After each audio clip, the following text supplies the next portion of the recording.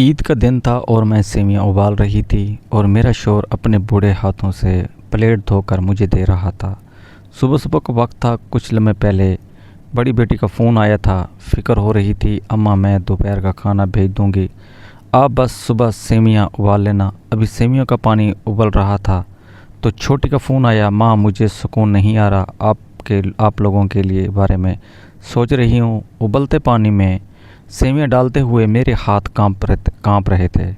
میں نے دیکھا تھا کہ میرے شوہر کے ہاتھ پکڑے ہوئے تھے اور رومال اپنے کانپتے ہاتھوں سے اپنی آنکھوں سے گرتے آنسو صاف کر رہے تھے تاکہ میں دیکھ نہ سکوں۔ میرے 2 بیٹے اور 2 بیٹیاں تھیں۔ میرے شوہر کو بیٹیاں پسند نہیں تھیں۔ جب اللہ نے ہمیں پہلی بار بیٹی دی تو میرے شوہر نے بڑا بڑا منہ بنایا تھا، کہنے لگا بیٹا ہونا چاہیے، جیسے بڑی اولاد بیٹا ہوتی ہے تو باپ کا بازو ہوتا ہے۔ پھر دوسری بار بھی جب اللہ نے بیٹی دی، کئی دن تک میرے شوہر نے مجھ سے بات تک نہیں کی تھی۔ اس کے بعد تیسری بار اللہ نے مجھے بیٹا دیا، میرا شوہر بہت خوش ہوا۔ پھر جب دوسرا بیٹا ہوا تو شوہر نے مجھے سونے کی انگوٹھی گفٹ میں دے دی تھی۔ ساری زندگی میرے شوہر نے اپنے بیٹوں پر قربان کر دی۔ وہ اپنے شوق مار کر اپنے بیٹوں کو پڑھاتا رہا کہ یہ بڑھاپے میں میرا بازو بنیں گے، اور بیٹے باپ کا غرور ہوتے ہیں، اس کا بازو ہوتے ہیں، اور ماں باپ کا بڑھاپے میں سہارا ہوتے ہیں۔ مگر آج عید کا دن تھا اور ہم دونوں میاں بیوی اکیلے تھے۔ بڑا بیٹا کامیاب ہوا تو بیوی کو لے کر شہر شفٹ ہو گیا کیونکہ اس کے بچوں نے پڑھنا تھا۔ چھوٹا دبئی چلا گیا، اسے بیوی کی یاد ستاتی تھی تو بیوی کو گود وہیں بلا لیتا۔ بیٹیوں کی شادیاں ہو گئی تھیں اور آج ہم دونوں میاں بیوی اکیلے تھے۔ سیویاں ابل گئی تھیں اور میں سوچتے سوچتے نہ جانے کہاں چلی گئی تھی۔ جلدی سے ابلتے ہوئے پانی سے نکالتے ہوئے ہاتھ جلا بیٹھی تھی۔ میں 65 سال کی مجبور عورت، 2 بیٹیوں کی ماں تھی۔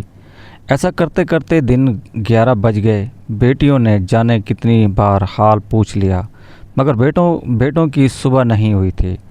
دوپہر کا کھانا بڑی بیٹی نے بھیج دیا تھا۔ میرے شوہر کی نظریں دروازے پر تھیں کہ کب میرا بیٹا اپنے بچوں کو ساتھ لائے گا، مگر کچھ دیر کے بعد میرا نام کوثر ہے۔ میری ساس کی 4 بیٹیاں تھیں اور پھر میرا شوہر پیدا ہوا تھا۔ میری ساس کے ذہن میں لوگوں نے باتیں کر کے یہ بٹھا دیا کہ بیٹا ہونا کتنا ضروری ہوتا ہے۔ جب میں شادی کے بعد اس گھر میں آئی تو میرے شوہر کی بھی یہی خواہش تھی کہ پہلی اولاد بیٹا ہو، مگر اللہ نے بیٹی دی۔ اس کے بعد پھر بیٹی ہوئی تو میرے شوہر ہر وقت غصہ کرتے اور جھگڑا کرتے تھے۔ پھر اللہ نے میری دعا سن لی اور تیسری بار مجھے بیٹا دے دیا، اور پھر چوتھی بار بھی اللہ نے مجھے بیٹا دے دیا، بیٹے سے نوازا۔ ہم نے ان کی تربیت میں کوئی کمی نہیں چھوڑی تھی۔ میرے شوہر نے اتنی محنت کی کہ دن کے وقت نوکری کرتے اور شام کو پارٹ ٹائم کام کرتے تھے تاکہ ان کے بیٹوں کی تعلیم اچھے سے ہو سکے اور وہ کامیاب انسان بن سکیں، تاکہ جتنی مشقت سے انہوں نے کی تھی ان کے بیٹوں کو نہ ہی کرنی پڑے۔ بڑا بیٹا پڑھائی میں کامیاب ہوا اور اس کی ملازمت بھی بہت اچھی جگہ ہو گئی۔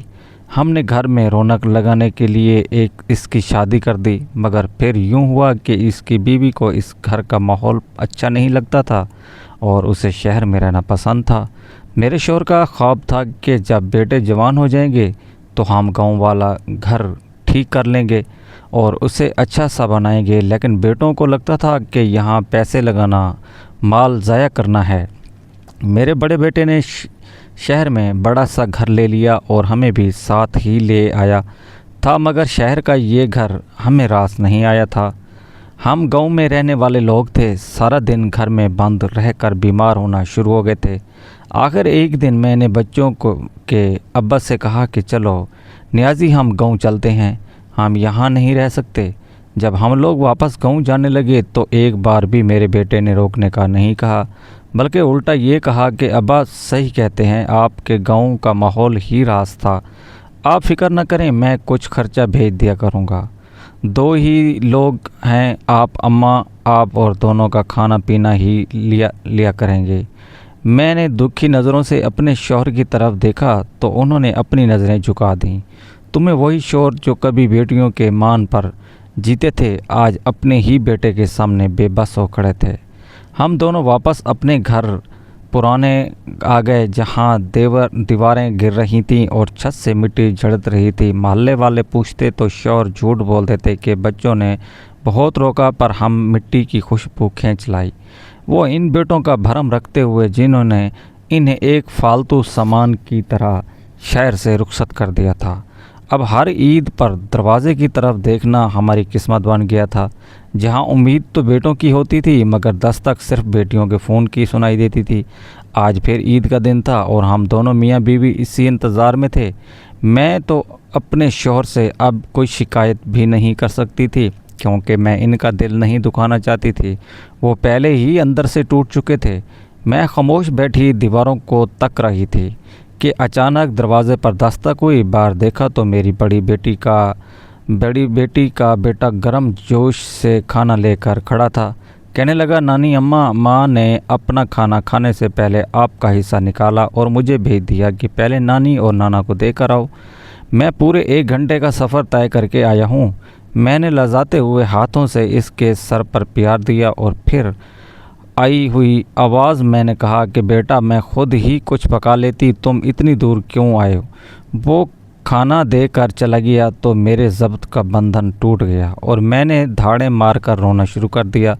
मेरी ममता इन बेटों को ढूंढ रही थी जिनके लिए हमने अपनी जवानी वादी थी। मेरा शौहर मेरे पास आया और मेरे कंधे पर नजीफ सा हाथ रखकर बोला, तुम सही कहती थी कौसर, मुझे माफ़ कर दो। मैंने सारा मान बेटों पर रखा था मगर देखो आज बेटों के बच्चे और हमारा सारा बने हुए हैं। वो खुद को दिलासा देते हुए कहने लगा, शाम को आतिफ ज़रूर आएगा, देखना तो सही, मैं इसके कान खींचूंगा। मेरा बेटा वो है, उसे पता है कि इसके बूढ़े माँ बाप ईद के दिन इसका रास्ता देख रहे हैं। यकीनन कोई बड़ी मजबूरी होगी। वो मुझे तसल्ली देने की कोशिश कर रहे थे मगर इनकी अपनी आवाज़ में छुपा दर्द साफ झलक रहा था। वो अब भी अपने बेटों की बेमुरवती पर डालने की नाकाम कोशिश कर रहे थे ताकि इनका अपना भरम कायम रह सके। शाम ढीली हुई तो फ़ोन की घंटी बजी। मैंने उस उम्मीद में फ़ोन झपट लिया कि शायद मेरा बेटा दहलीज पर खड़ा होगा। फ़ोन की स्क्रीन पर आतिफ का नाम देखकर मेरी आंखों में चमक आ गई। दूसरी तरफ आतिफ की आवाज़ आई, अम्मा सफ़िया कह रही है कि उसे आज अपने मैके जाना है। हम कोशिश करेंगे कि कल ज़रूर आपके पास आ जाएंगे और अगर ना हो सका तो मैं गाड़ी भेज दूंगा, आप खुद ही शहर आ जाएगा। आपको तो पता है कितनी गर्मी है, बच्चे यहाँ एसी के बगैर नहीं सोते और आपके गांव में तो लाइट का भी मसला है और एसी भी नहीं है ना आपके पास। बेटे के इन बेहस लफ्ज़ों ने मेरे कलेजे को छलनी कर दिया। उसी बच्चे की गर्मी का तो एहसास था मगर इन बूढ़े वालिदैन की तड़पती हुई नज़रें नहीं आईं। मैंने फ़ोन कान से हटाया तो देखा मेरे शौहर की नज़रें अभी भी मुझ पर जमी थीं। वो खामोशी से मेरे चेहरे के तासुरात पढ़ रहे थे। मैंने बताया क्या है कि जिस बेटे को वो अपना बाजू समझते थे, इसके पास अपने माँ बाप के लिए चंद घंटे तो क्या 1 घंटा कम मैसर नहीं था। वो बेटा जिसके आराम के लिए इसके बाप ने अपनी जवानी की रातें डबल ड्यूटी में गुजार दी थीं, आज उसे अपने बच्चों के आराम के सामने बाप का टूटा हुआ घर और माल की ममता बोझ लग रही थी।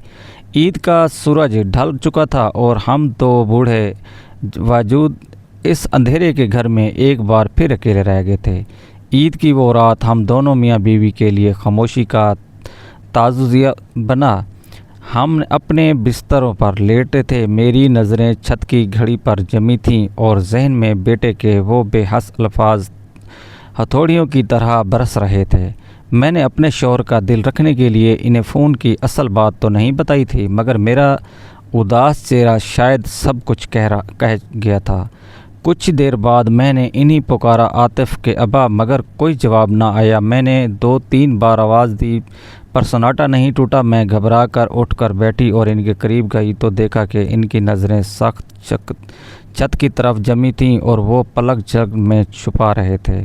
میں نے کپکپاتے ہوئے ہاتھوں سے ان کو بازو ہلایا تو میرا کلیجہ منہ میں آ گیا، کیونکہ جسم بے جان ہو چکا تھا، میرے ضبط کا بندھن ٹوٹ گیا تھا۔ میں نے انہیں جھنجھوڑنا شروع کیا تھا، مگر ان کی روح تو کب کی اس بے مروتی کا غم سہتے سہتے پرواز کر چکی تھی۔ میں ایک اکیلی عورت اس آدھی رات کو کہاں جاتی؟ دوڑ کر پڑوسیوں کا دروازہ کھٹکھٹایا۔ ان کا لڑکا میرے ساتھ آیا، اور جب ہم نے نفس ٹٹول کر یہ دیکھا خراش بات کہ ان کا انتقال ہو چکا ہے، تو مجھے لگا جیسے میری دنیا ہی ختم ہو گئی۔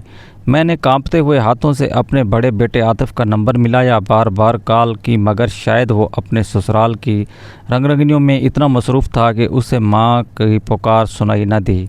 ادھر دبئی والے بیٹے کو ماں کی یاد ہی نہ آئی۔